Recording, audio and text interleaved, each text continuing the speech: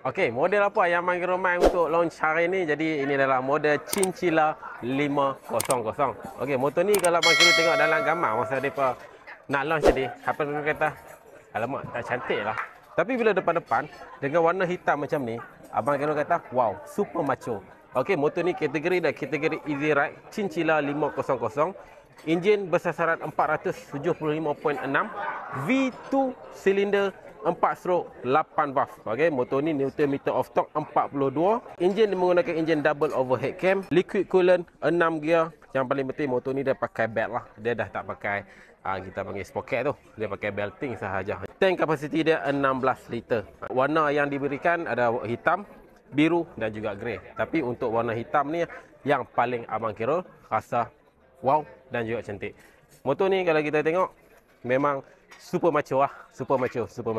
Mau bayangkan dengan sizing Abang Kira macam ni. Abang Kira punya tinggi 174. Abang Kira punya berat 90 lebih. Ini adalah kedudukan Abang Kira di atas Chinchilla 500 ni. Jadi kalau peminat easy ride, hampa boleh survey motor ni. Sebab motor ni baru je launch hari ni. Dengan harga berapa? Harga yang di launch 27,888. Jadi itu bukan sekali dengan insurans lah. Abang Kira anggaran lah. Include sekali dengan insurans dan lebih kurang dalam 28 lebih.